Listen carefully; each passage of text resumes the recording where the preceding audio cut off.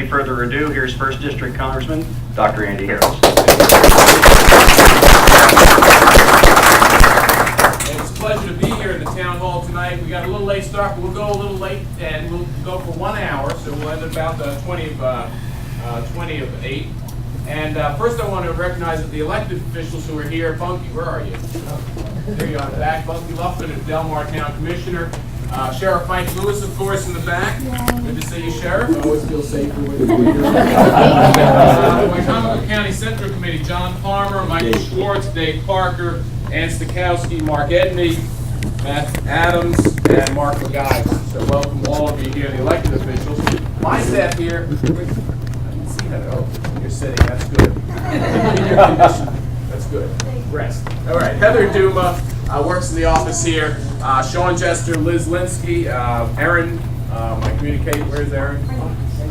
There, over there. That's right, with the camera. Matt Nampost, and of course Bill Reddish, who, if you don't recognize his voice, you obviously haven't listened to radio in a while. Anyway, it's a pleasure to be here this evening. What I'd like to start actually by recognizing someone in the community who deserves recognition, and it's Chris Eccleston from Delmarva Veteran Builders. And Chris, not just because you're a former Navy guy like I am, but because what Chris did, he served overseas, came here, started a business, and in that business uses, workers who are veterans. I mean, it hires veterans. The veteran unemployment rate, for a reason I can't figure out, is actually higher than the average unemployment rate in the country. And I can't figure that out because when you join, people in the military gain skills, and we need more people in the community who give priority to hiring veterans, as Chris has done. So I want to thank him not only for his service when he wore the uniform, but his service to the country and to our veterans after he took the uniform off. So Chris, with that, I have a citation here for you. Certificate of Special Congressional Recognition, come on up. Chris Eccleston, in recognition of your dedicated service to our great nation, and for your efforts to employ and subcontract local veterans through your business, Delmarva Veteran Builders. Chris.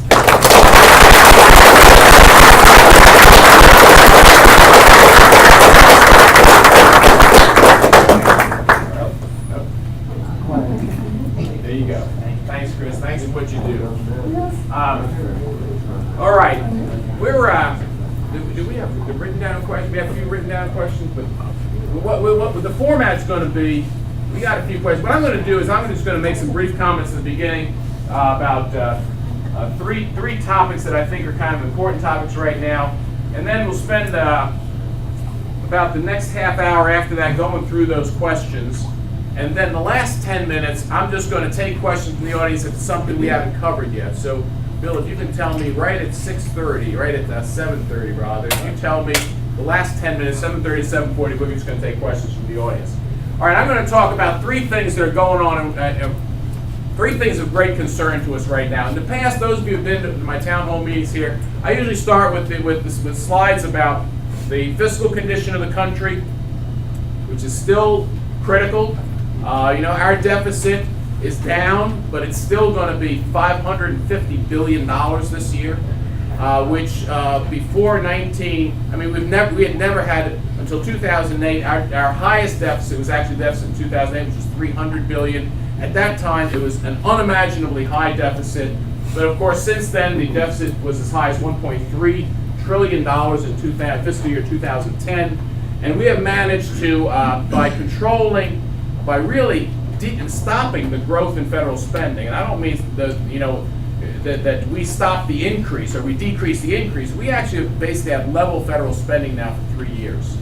And we've done it because although Social Security spending and Medicare spending have gone up, Medicaid spending has gone up, we've been able to control the other parts of the budget and decrease some of the spending in the other parts of the budget, so that overall we've actually stopped the growth in overall federal spending now for 3 years, allowing our deficit to come down to $550 billion. That's still way too large. That's way more than we can afford, and hopefully every year from now on we bring that down. The House's goal in our budget is to balance the budget in 10 years. To be honest with you, it's just very, very, very difficult to do it any quicker than that. There are a lot of us like myself who would like to do it faster, but doing any faster than 10 years is going to be very, very difficult, especially given our economic growth in the past few years, which has only been 2% average. Very unusual in a post-recession economy. A lot of times after a recession, when you come out, your growth is 3-4% for several years. We haven't had that kind of growth. So it's going to be very difficult to get that deficit down to zero, but that's our goal. So I'm going to leave that aside because there are more pressing issues. There are really three other issues I want to talk about. One that's good news is really on the energy side.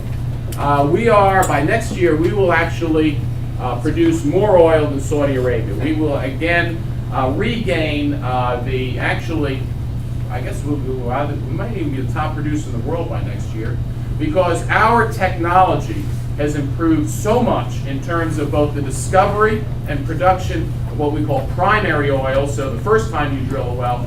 We've also developed great technology for secondary and tertiary production, which is old wells in Texas, for instance, that have been abandoned for 20 years. We actually have new technology where you can get more oil out of that well, and it involves using carbon dioxide, it involves using various liquid things you inject in the ground to basically produce more oil. All that combined means that we, for the first time last year, actually produce more than we import. So we produce more than half the oil we need. We're still not where we need to go, but we produce more than half. On top of that, we are now the world leaders in natural gas production, with truly exponential growth in our production of natural gas. And again, it's through new technologies. It's through the ability to do horizontal drilling. It's the improvement and perfection of hydraulic fracturing techniques, where we now are the leading gas producer in the world. And because of the shale discoveries of reserves, we have the largest reserves in the world.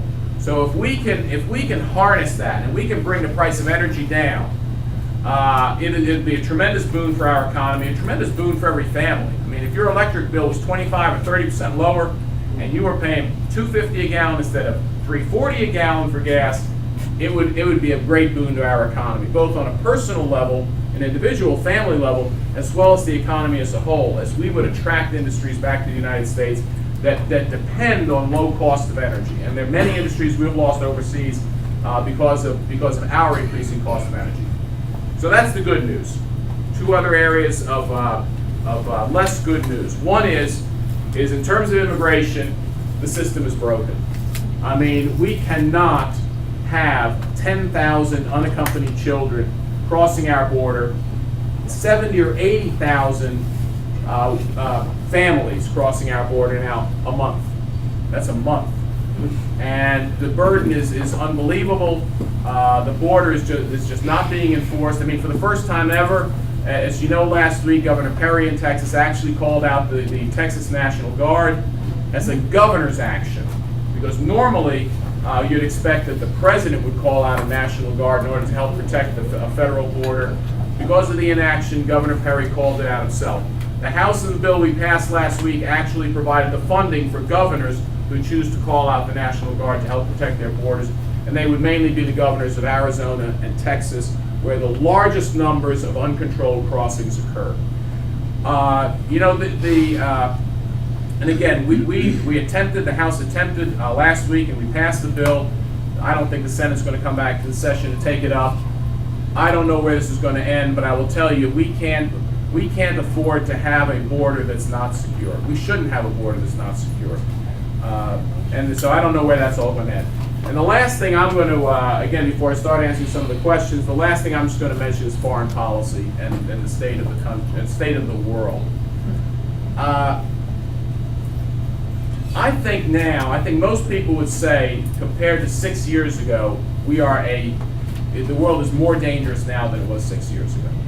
I think that if you look at what's happening overseas, and I don't care whether you look across the northern coast of Africa, whether you look at what's happening in Tunisia or Libya or Egypt, you go into the Middle East, whether it's Iraq, Syria, Jordan, Iran, Israel, Turkey. You go further, you go into Azerbaijan, then you go into Asia, Pakistan. What's happening to us in Afghanistan now? I mean, a general shot and killed, in the past week. One of our generals, and then you go into the South China Sea. I mean, you have China starting to build their carrier fleet while we are decreasing the size of ours.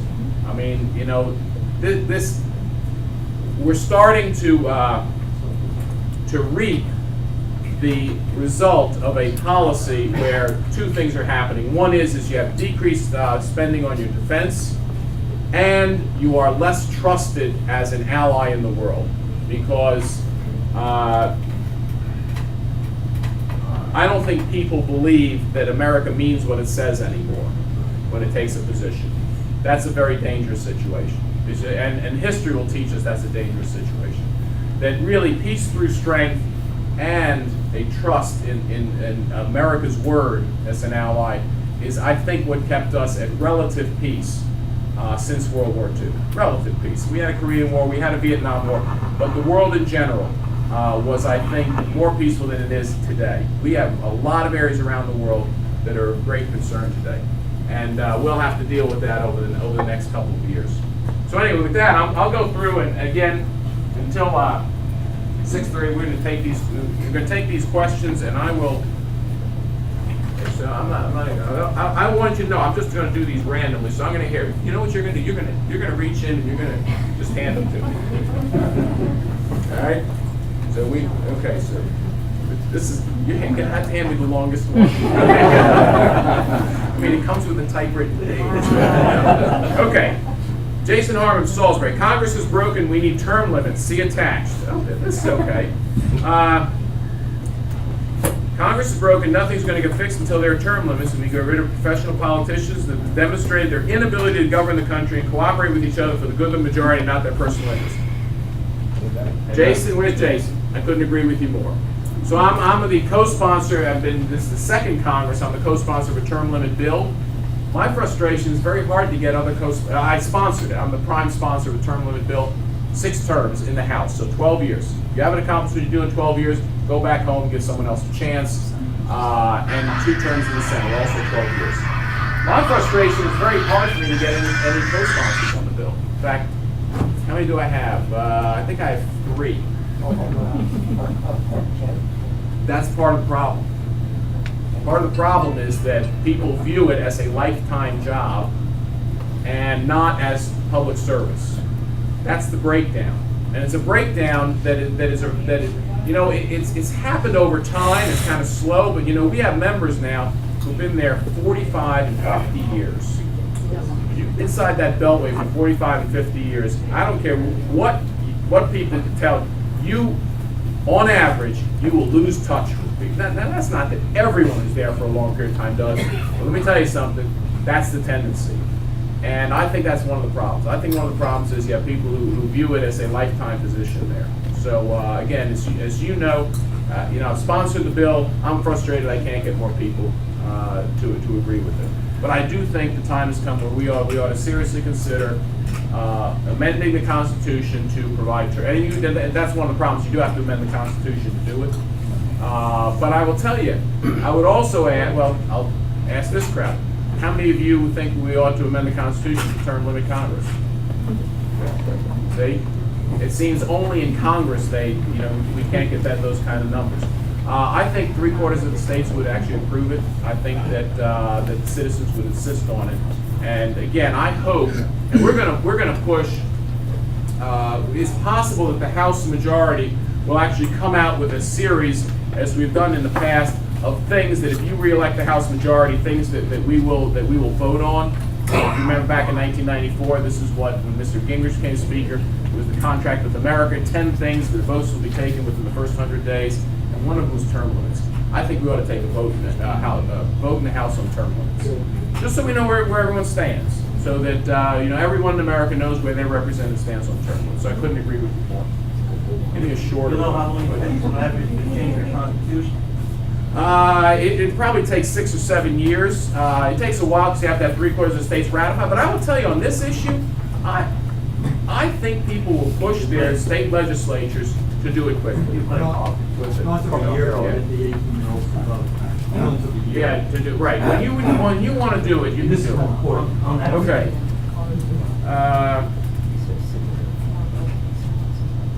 Bill Bray from Ocean City about a medical problem, and you How do you access civilian health care? Bill, I'm going to have you talk to my staff about this, okay? It's kind of a personal health issue. Let's have you talk I to can staff. answer that. How Yeah. can Oh. access private care? You have to convince the VA. Oh, that okay. Going to a VA doctor is not reasonable for you, like it's in the long distance, Right. or they don't have the expertise. So it's a VA issue.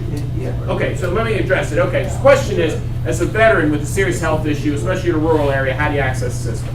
Look, it was a problem. So the bill we passed 2 weeks ago, I guess now, addresses it by saying that if you have to go more than 40 miles, you are to be allowed to see a private physician closer to your home. We have to make sure that's interpreted properly. For instance, because we have to make sure it's 40 miles from the person who would render the care you need, not from just a clinic where they will see you. Because obviously you have a serious condition, going to Cambridge isn't going to help you. You know, you would have to go to Baltimore for a serious condition. I want to make certain that veterans who are receiving care in the system have the option of going to a local.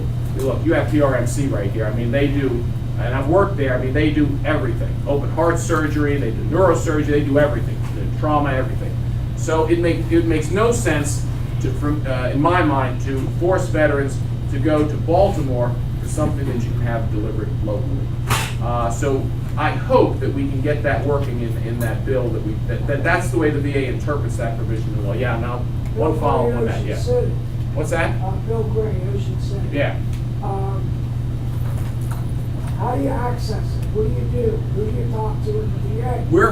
We're hoping that as they implement, they have 90 days to implement our bill. That within the next 90 days, they make it clear to every veteran. What they probably will do is issue every veteran a separate card for private access, and how you get from having that card to actually getting the access is going to be a different issue. But they have to do the regulations. We just have to keep an eye on it to make sure they do it properly. Do me a favor to answer that. Thanks. All right. So we'll watch very closely how they implement the bill, because that was one part of the bill, that two things. One, if you have to wait more than 90 days, or the second one, if you live more than 40 miles away. So we'll see how they implement it. Okay. Michael Schwartz, Salisbury. With the emphasis on manufacturing and business climate in our gubernatorial race, what can Congress do to help make sure things are made in Maryland and America? Okay. This is the first thing we have to do is we have to realize that right now we got a problem in the United States. We're having a big discussion about this issue called inversion, okay? Where large American companies, and the latest one being Pfizer, which is one of the icons of the pharmaceutical industry, big, huge company, headquartered in New York, always been an American company, because of the U.S. corporate tax rate, is actually going to buy a smaller company overseas, merge with it, and move their headquarters overseas to take advantage of a lower tax rate. This is horrendous. But it's because we now have the highest tax rate in the what's called the OECD, kind of the Western European, what we would consider the first world country. So, for instance, a company that needs to make a really good product needs to make it in a first world country. They're not going to go into sub-Saharan Africa and build a pharmaceutical plant to build a pharmaceutical grade drug. They're going to go into our rate is 35% at the federal level, with an additional 6 to 7% at the state level. In this state, 7%, 42% corporate tax rate. Ireland is now at 12. Okay, Canada 15.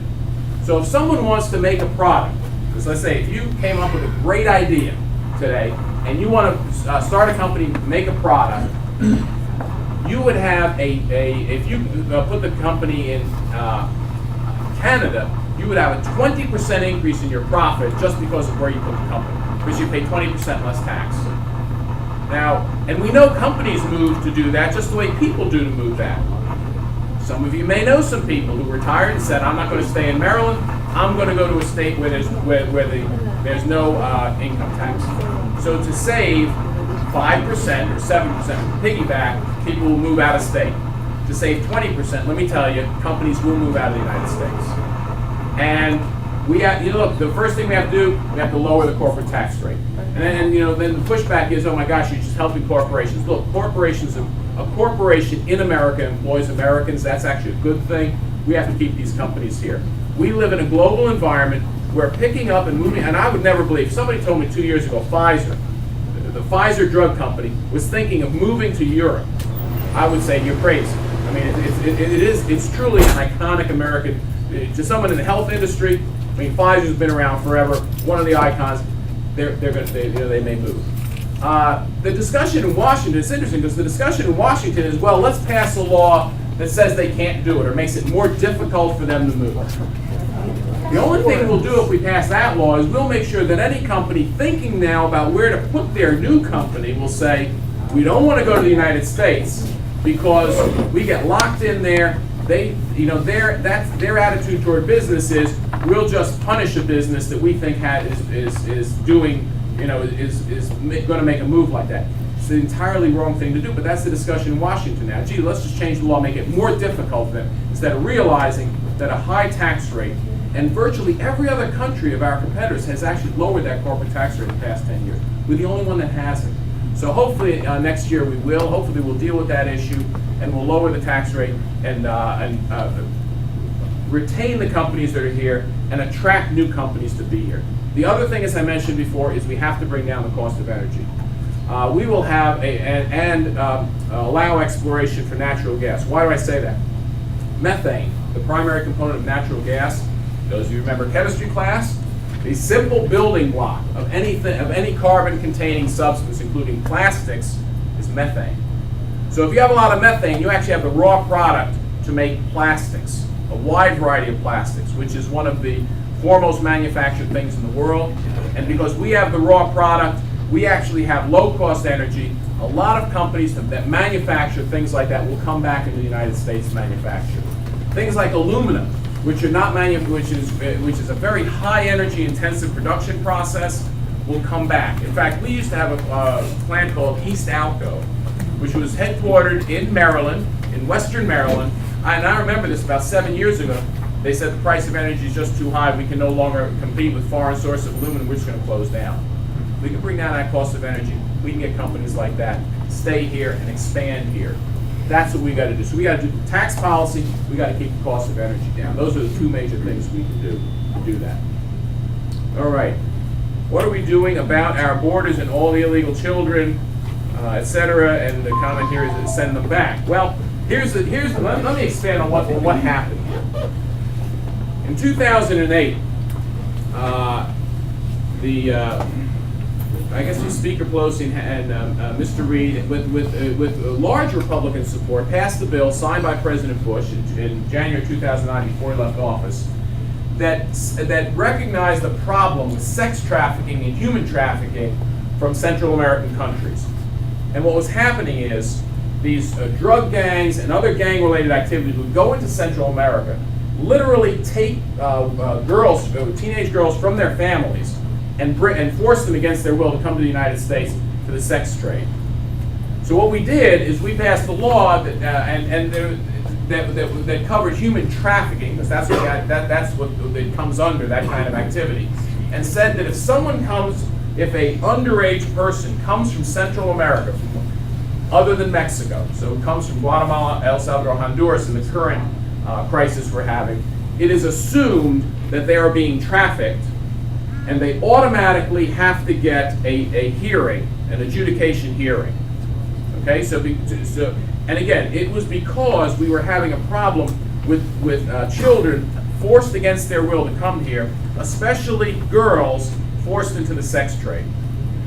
So, very well-intentioned law. But the way it was worded was, if you're minor and you cross the border, it is assumed this is what it's for.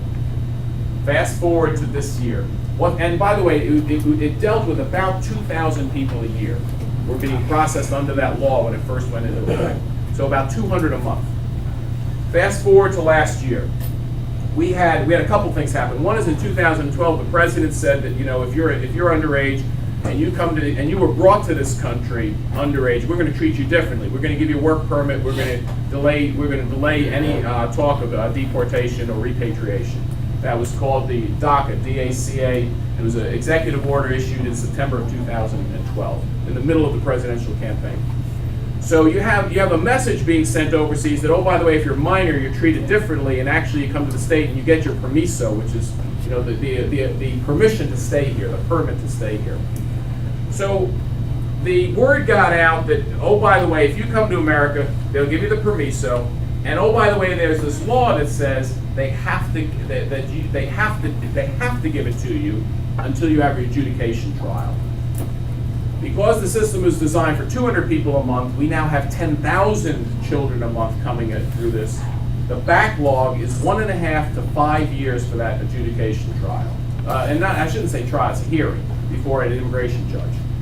So whereas it was designed to be an adjudication hearing within weeks to months, it's now years.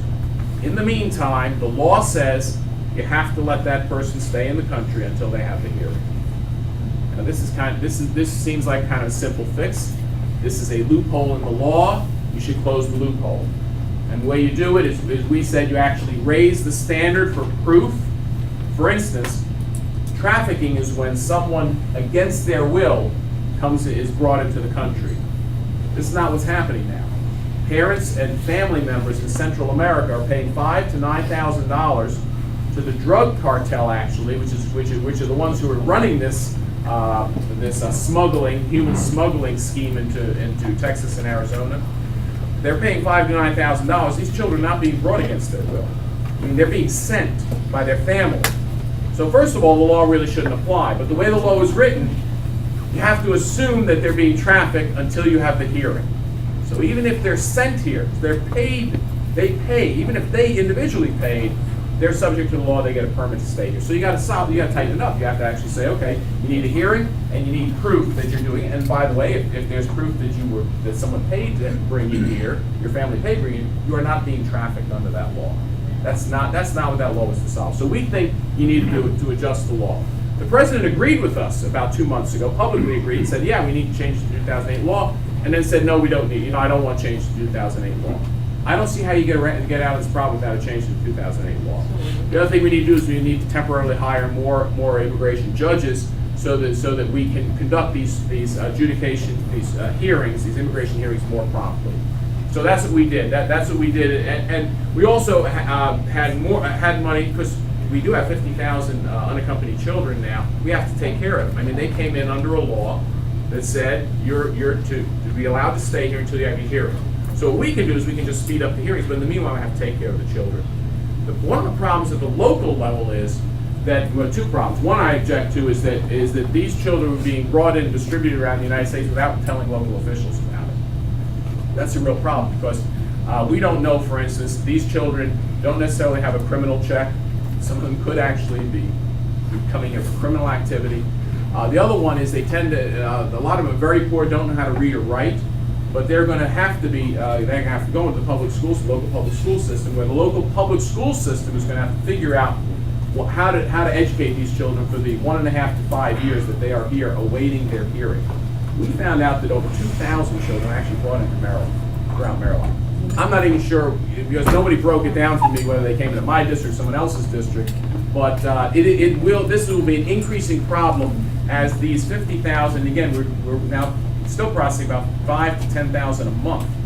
So this is going to be an increasing problem until we fix this law, until the president agrees and the Senate agrees to fix the law. So that's a real problem going forward. So we're gonna have to deal with that. Excuse me. Yeah. How many? Quick follow-up. When Yeah. it comes up to the trial, what's the percentage of people that actually show up for the trial? Okay, about 46% show up. Of them, historically, about a third were granted status. But again, you can't look at the history because the history was when this was actually not being abused. We think that one of the problems is, and why you have to raise the standard is that it's up to the judge now with a fairly loose standard. So if the person looks at the judge straight in the eye and convincingly says, yeah, I'm being I was sex trafficked. If it's a girl, it says, yeah, I was being sex trafficked here. Then the judge has the discretion to actually say, okay, you can stay. We think it probably has to be a little tighter than that. I mean, again, the legislative process will work it out, but we have to fix it. The statistic is that now the number, in some of the judges are granting up to 75% of the people who come before them, granting them permanent status. And we think that's not right. I mean, the purpose of that law was very, very specific. It was people trafficked into the United States against their will. And this shouldn't count. I mean, so we have to tighten up that definition. Let me go through a few more questions, and we'll get it. I said in the last 10 minutes we'll kind of follow up on any of these, but let me go through a few more here. How can we preempt the president's expected action, provide amnesty through executive action? Well, we did. I mean, in our bill we passed out of the Senate, we basically, and out of the House, we basically said no funds can be expended in this fiscal year for any expansion. I mean, that's one of the ways Congress can do it, because we can't really stop the president from taking executive action, but we can attempt to defund an executive action. So that's our really pending, other than going to court, that's really our only choice in Congress, or passing. We could pass a law, but that's, for a lot of technical reasons, a little more difficult than than cutting off funds. It's just a little more difficult to pass a law. No, okay. We always have to have Senate approval. But let me explain why it's more likely to happen than passing a bill. Because if we pass a bill, it has to be a freestanding, standalone bill. And we're not going to get a majority of the Senate to agree with us. But if it's part of a large appropriation bill, the Senate has some things they want to spend money on or want to cut off funds to. We have things we want to cut off funds to. We may come to an agreement, and this may be one of the things where the Senate says, okay, we'll agree to it. You give us something else, we'll agree. So it becomes a much larger deal, compromise deal over a much larger package. So appropriation actually is a little more likely to actually occur with appropriation. So that's how we're going to deal with that. Okay, the president has dumped over 2,500 illegal immigrants. Well, those it says 2,500 illegal immigrants, but that's actually just the children. I mean, there are other ones as well. I understand the more are coming. How do we stop it? And again, we're attempting. Without a change in the law, I just don't think we're going to be able to do anything. Would it be possible to have one-on-one lunch with you? Okay. I'd like to discuss and gain more understanding in the inner workings of our government, why it seems the U.S. does so many questionable things across the world. It's not signed, but if you go see the staff, we'll see if we can work out a visit in my office. All right. I can't promise lunch. All right. Are you going to be able to continue to protect our earned retirement benefits and Medicare?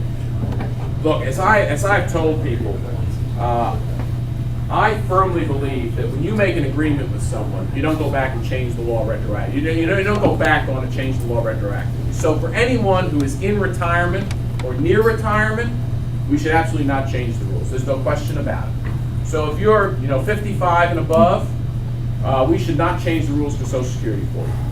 As you get below 55, and as I always say, I have a son who's an accountant who's 30 now. If I ask him, does he expect, he's an accountant, he knows figures, and I ask him, do you expect to get Social Security when you retire?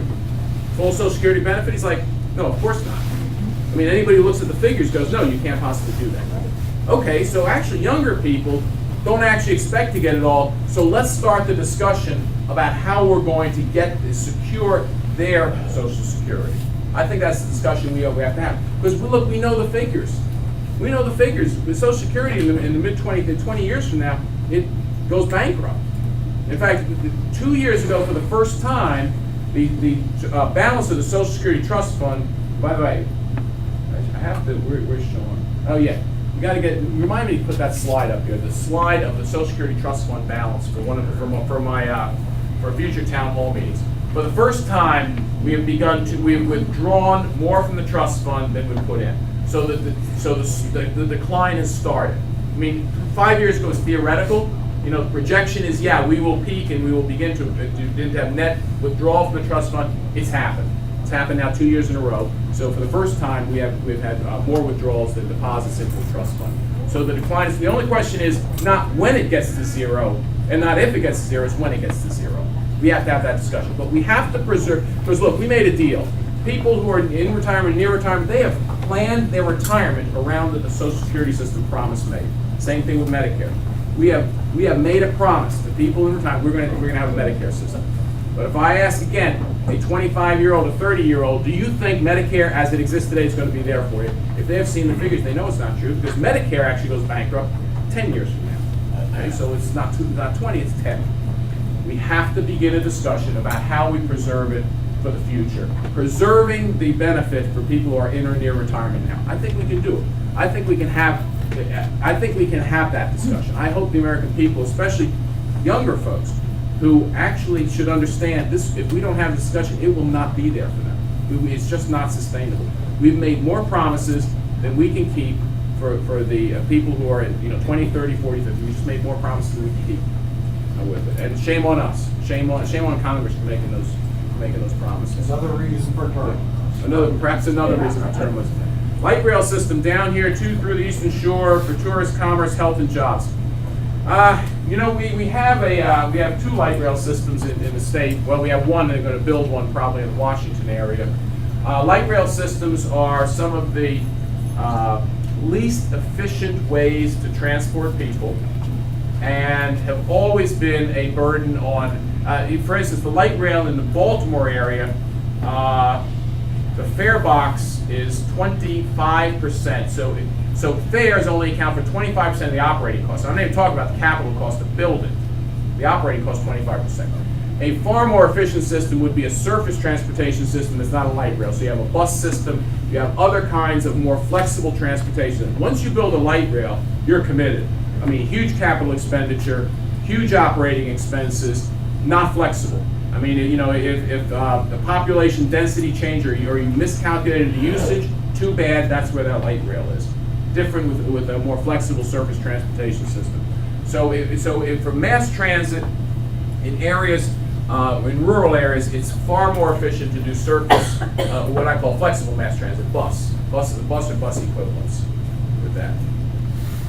Will Congress vote to defund Hamas and or the UN schools in Gaza?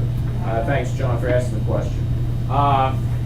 We did. We actually in the House, I sit on the Appropriations Committee in the State and Foreign Operations budget, which came through about a month and a half ago. We actually have a clause in it that says if the Palestinian Authority includes Hamas, so if the Palestinian Authority ruling group includes Hamas, a known terrorist group, which by the way we actually ought to list this as a terrorist group officially, we will withhold funds from the Palestinian Authority. Now, the Senate has to agree to that language. The President would ultimately have to sign the language. But I will tell you that Hamas is absolutely a terrorist group. I'm personally disappointed that the administration has not more forcefully supported Israel's struggle to stop the terrorism coming out of Gaza. Long range, and I was there 3 months ago on the Gaza border. I mean, I was standing looking at where these rockets are being fired from, where these rocket attacks have continued sporadically for years. Gaza in 2009, Israel withdrew from Gaza and said, okay, you can govern yourself, take care of yourself, for all intents and purposes, created a separate state. And with the hope that once you create this separate state of Gaza that governs itself, that they kind of leave Israel alone. I mean, okay, here you go. You got, for all intents and purposes, they gave them their independence. What did they get in return? Rocket attacks and terrorist attacks. That you can't, if one of our neighboring countries did that to us, we would be invading them to stop that too. That's the facts. We would be doing it. This is sheer terrorism. And I will tell you, I've seen these rockets, okay? Because if you go to the police station in Sderot, the city that sits, 1 mile from the Gaza border, which is again the target of these shellings. These are crudely made rockets. They are not aimed in any way. They just aim them toward the town and hope they hit something. This is not a military facility they're firing at. This is a town. If you hit something, it's civilians. So they're purposefully aiming this into a civilian area. Not targeting a military base, not targeting it just into a civilian area. That's terrorism. Folks, that's terrorism. By any other definition, it's terrorism. And when Israel retaliates, and it's true because we were on the border with Lebanon, where they will tell you that they know that, because the Israeli intelligence is pretty good, pretty darn good, They know where Hezbollah on the northern border is storing rockets. They tell you they will store them next to the hospital or next to a school because they know that the Israelis will do everything they can not to hit a hospital and not to hit a school. And the terrorists will store their rockets there. So I've got to tell you, this war was started by Hamas. It has to be ended by Israel. I mean, they have to end this terrorism. You and I couldn't imagine living under the conditions that people live within rocket range of the Gaza Strip. I mean, when you meet people who just basically say, look, we wait for the sirens, and we know that when the sirens come, we just got to hide and hope. And our kids have to do that. I mean, the playground's empty out. I mean, it's just terrorism. So we have to defund them. We just have to do it. And hopefully the president agrees with us. Okay, the Democratic Party is voicing there are no solutions being advanced by the Republican Party. We advanced the immigration solution. To be truthful, and have heard precious little, even though I follow Fox News. Okay, why and what is? Okay, so what are our solutions? Well, I'll tell you our solutions. Which one do we want to start with? Energy. Our solution is we have to make it easier to produce and to produce fossil fuel in this country while we do the research for the next generation of energy.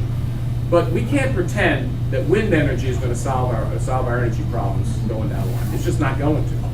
I'm sorry, it's just not. I mean, it's an old technology. We have to be looking for the next generation, whether that's fusion energy, whether it is hydrogen cells. I mean, we have to be developing the next generation of technology. While we're doing that, we have to recognize that fossil fuel is the coin of the realm in the energy world internationally. It is, whether it's coal or natural gas or oil. That's what the world uses for energy. Whoever controls and supplies that gains a lot of significance in the world. And that's why in the Middle East up until now has basically controlled the supply of fossil fuel. It's no longer true. The U.S. sits on bigger reserves. The U.S. can produce more. Russia, unfortunately, has huge reserves. We see the result of the Russian ability to use energy to bad ends. I mean, they're using it to actually take over other countries through economic blackmail, using energy. We have to realize that we have that product. And we're not going to use it the same way Russia does it. We'll do it to prevent countries like that from exerting energy stranglehold on other countries, and we can do it. We have to do that. We've passed numerous bills, starting with the most obvious one, build the Keystone XL pipeline. Canada is either going to sell that oil to us or they're going to sell it to the Chinese. It's just that simple. You'd be pretending any other outcome. Canada will produce that oil. The only question is where it goes. Why shouldn't we want it to stay in North America? I don't get it. We see, the interesting thing is the argument was, well, pipelines are dangerous. No, I'll tell you what's dangerous. Transporting oil by rail is dangerous. And if we haven't proved it yet over the past 2 years, I don't know what more we need to know. That oil will get shipped somewhere. And the safest way is through an American-built pipeline to one of our refinery facilities, in the greater sense of things. So on energy, we have solutions. In terms of jobs, I will tell you, go to a local business and ask them what they think of federal regulations in the past few years. That's all. Ask a simple, innocent question. What do you think about federal regulations in the past few years? And you'll get an answer as to what we need to do to get our economy running. We got to loosen up the federal regulations. And I don't mean eliminate them. You need federal regulations, but for heaven's sake, when you're printing 70,000 pages of it a year, I mean, come on.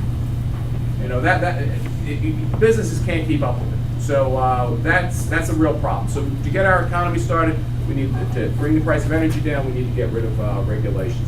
In terms of foreign policy, we think that we need, the Republicans in the House think we actually need to increase our defense spending. Or stop the decline now, but we should probably restore it to the levels where it was 3 or 4 years ago. And if we have to find other areas in the government budget, let's do it, because I can tell you, without defense, what do you have?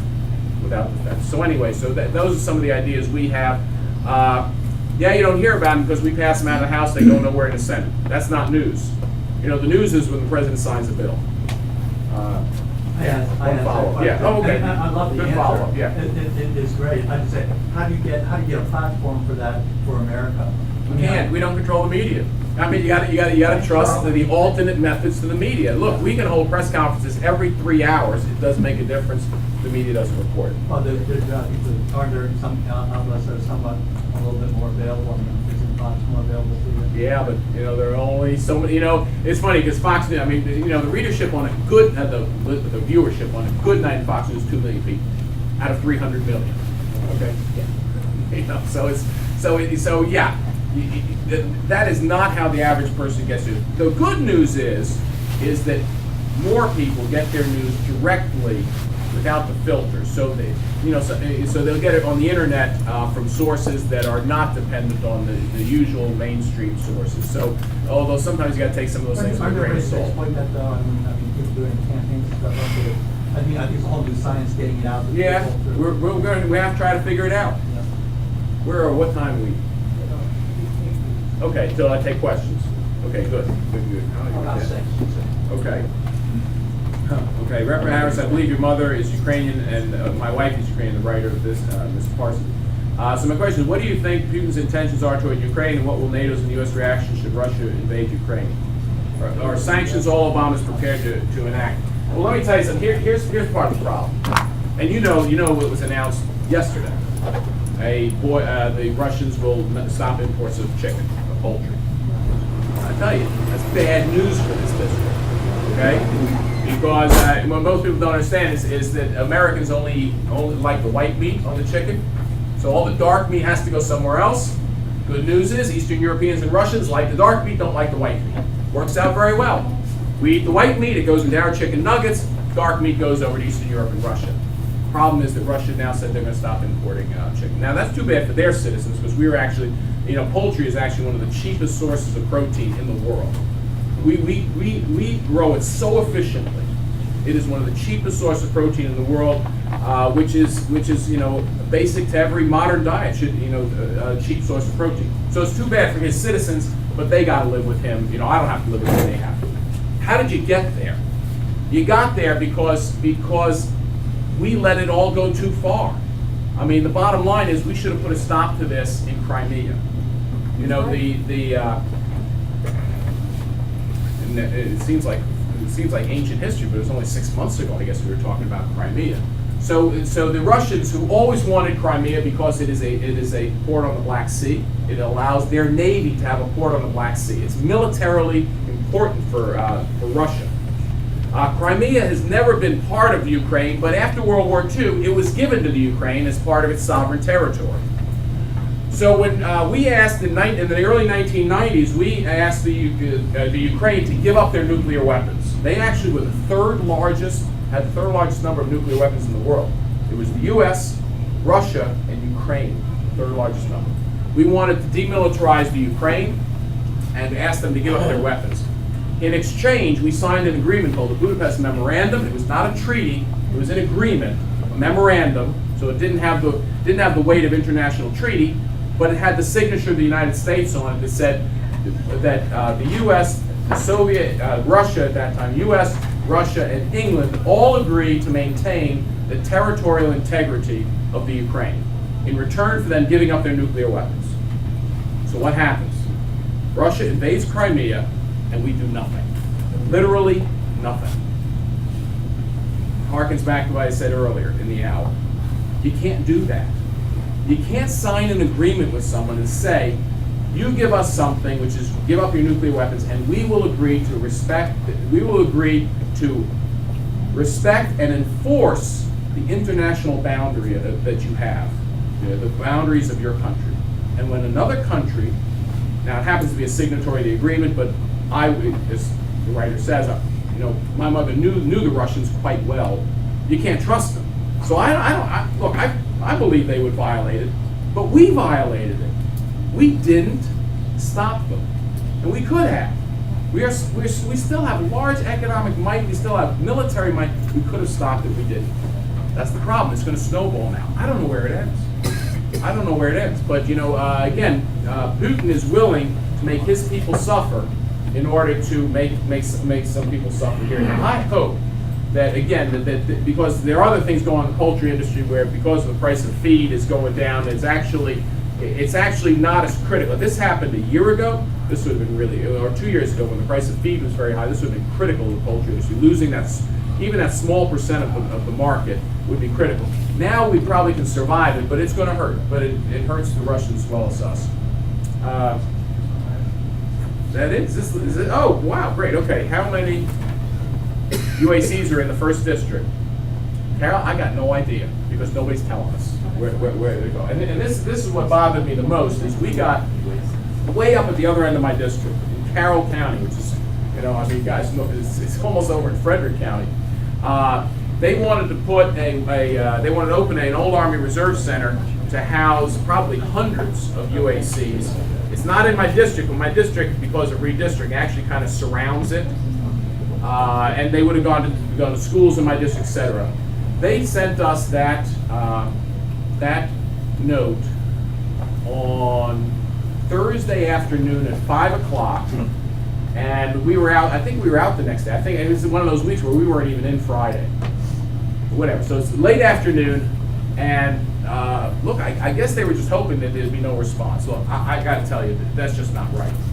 I mean, that they basically say they're looking at it without upfront calling for public meetings in the neighborhood. I mean, you're bringing, hundreds of people into a neighborhood, into a community without holding public meetings. That's not the way the federal government wants to do business. But look, I don't know how many people in the first districts. They won't tell us.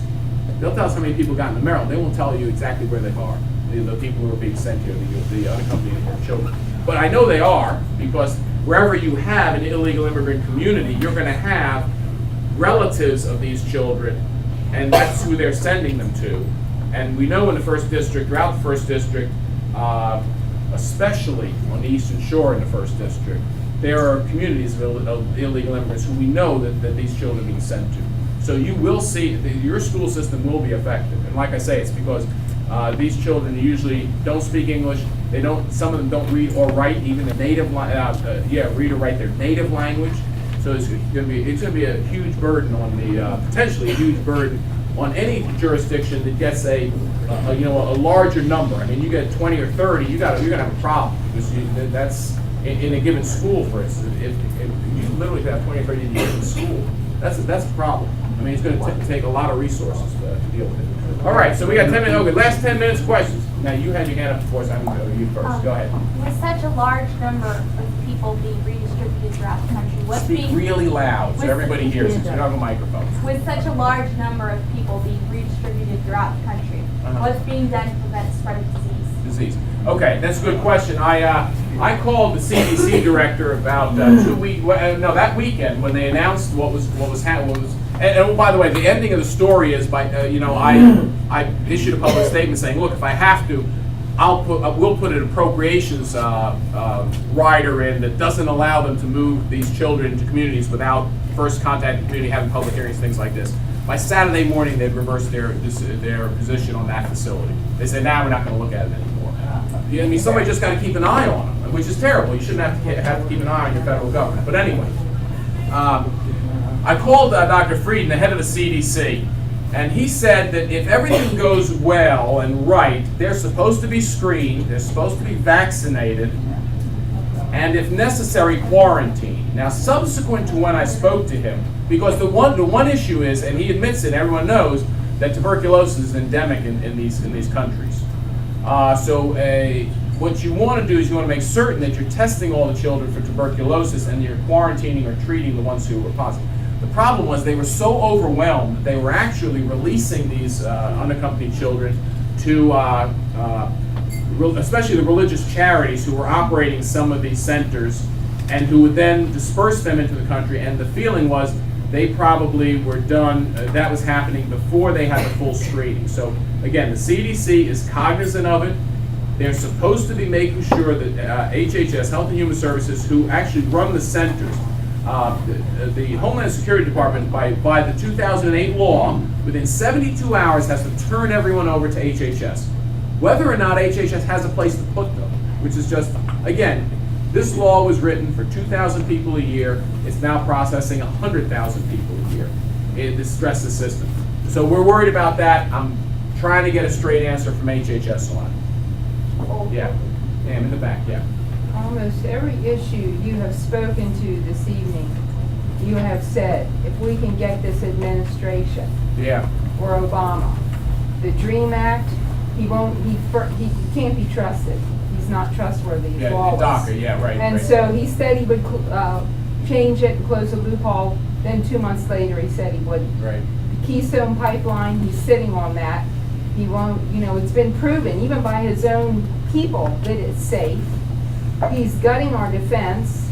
The corporate tax rate, the question you didn't answer, like, why won't they reduce the corporate tax rate to make it business friendly?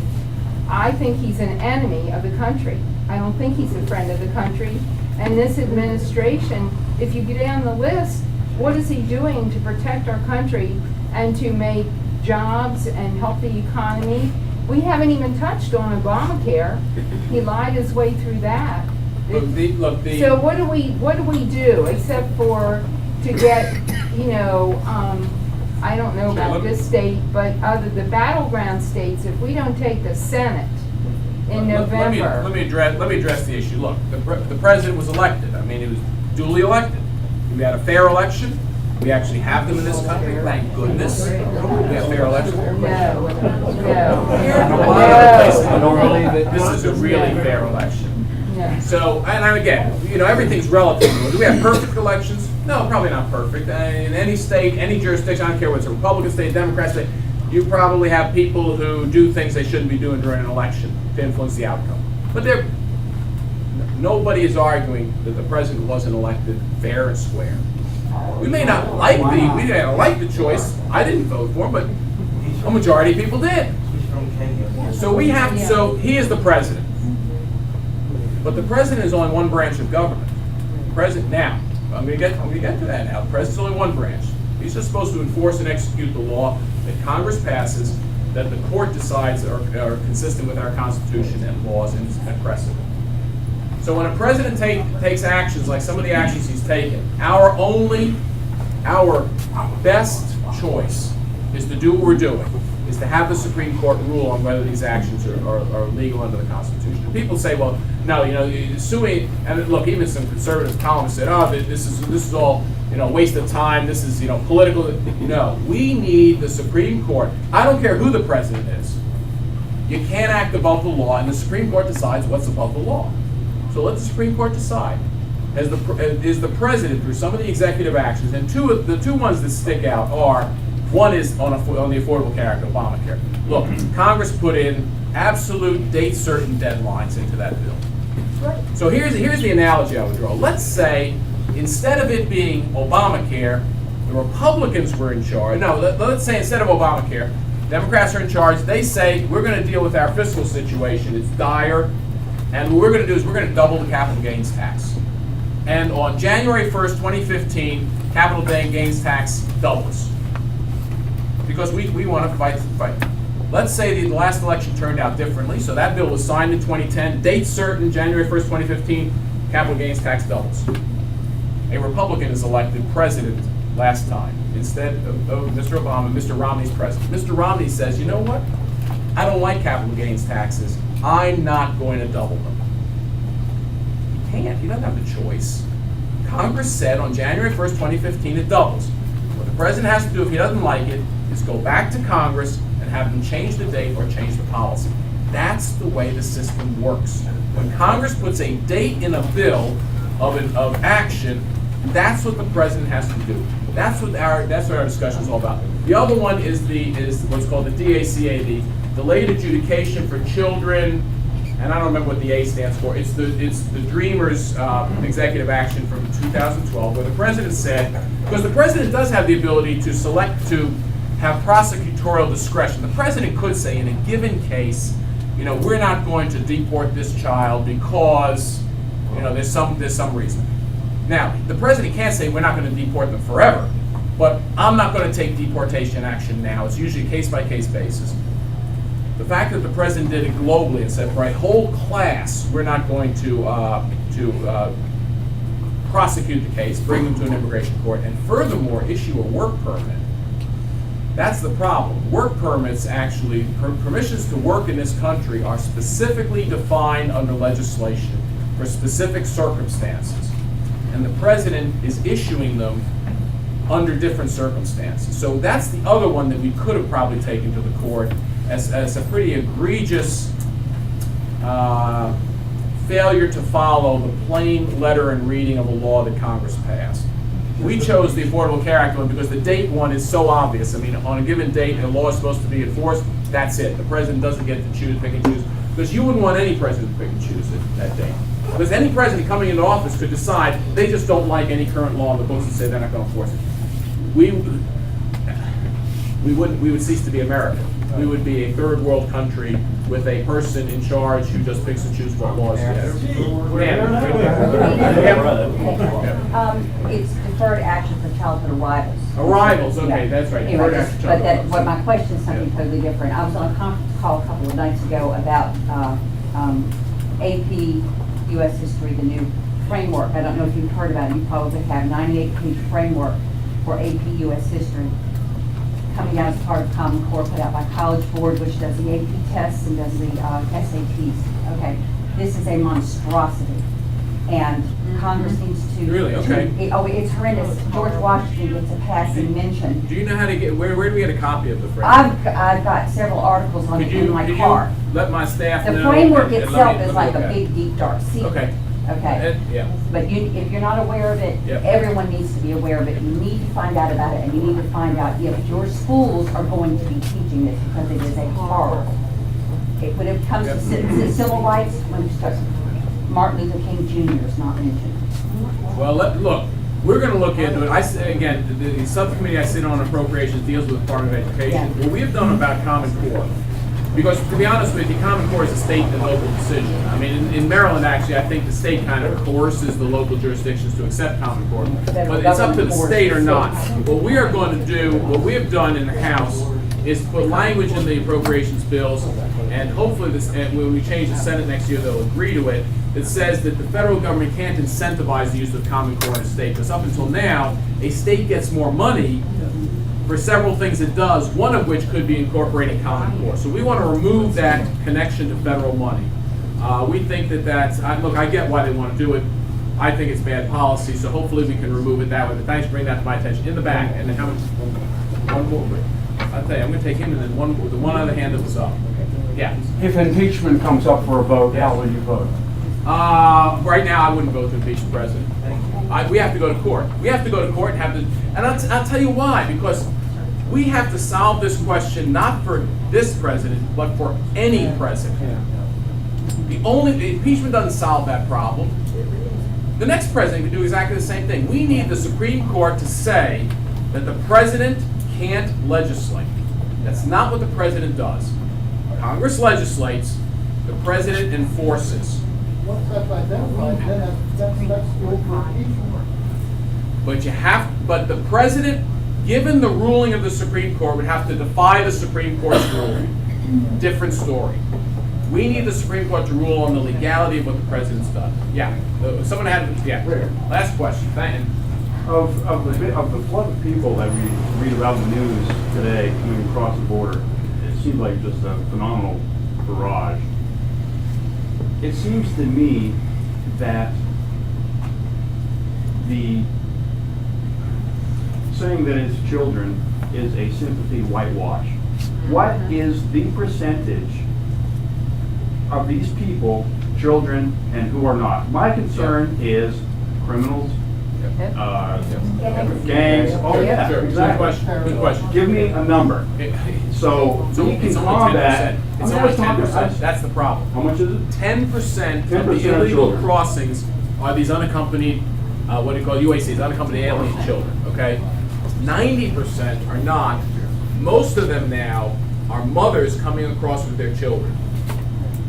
And So it is a sympathy whitewash. that yes, we're pushing on. right. So the real solution is you have to secure the American border. You have to make it, and what you have to do is you have to take people who cross the look. We can probably never stop people absolutely from crossing the border. Look, you've seen pictures of the Rio Grande River. What are you gonna do? Somebody gets in a boat, they get to the American shore, you're gonna shoot them? Well, short of building a fence down the river. In which case, they'll come around into ports. They'll come into the Port of Los Angeles on ship. The solution is rapid hearings and swift repatriation. Okay? Rapid hearings, swift repatriation. So that people get the message, when you cross in and you're caught, you're sent home quickly. If we go into Get anybody? Yeah. Someone crossing our border illegally is not an American citizen, and the question is whether someone who's not an American citizen is subject, and we've had this discussion with terrorism discussions, whether they are subject to the same due process a person here legally is. I would offer that someone who can't prove they're here legally is not subject to the same due process that a person here legally is. Otherwise, the system will entirely break down as it is. What's that? Due process for everyone? No, I don't. I looked through the Constitution. It's not in there. It's just not. No, it's seriously, it's not. Sure. I hope I don't need to teach you something. No, one. I saw a letter Yes. about 2 months ago that you will privatize or you are for privatizing your VA. Oh, privatizing VA healthcare, the choice of privatization. And I Yes. read that letter and I'm saying to myself, there's a fellow who has to do that. No, Yeah. with these folks. Really? Okay. Well, thanks for the confidence, but fellow veteran, yes. This is about a letter I wrote about privatizing the VA. No, I said you should give the choice to a veteran of getting their care in a private system or the VA system. That is very different from saying you're giving a veteran who served our country, has 100% service-related disability, is going to get their care paid for by the VA, to give them the choice of saying, you know what, I don't like the VA system, it's not working for me, I want to go into the private system, we should give that veteran the voucher.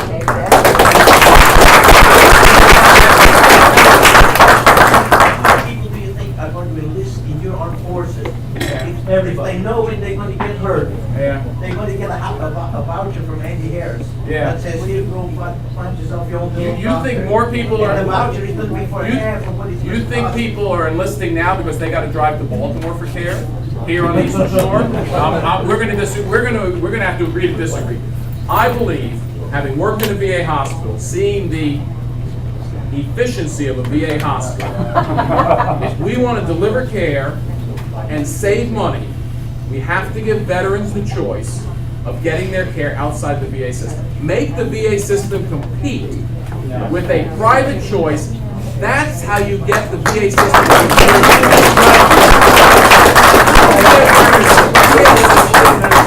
Whether it's the school system or the government to approve, make it compete. Don't replace make believe. So we're going to agree to disagree. Thank you. Yeah. Thanks. We're going to continue offline. Thank you, everybody, for sharing these.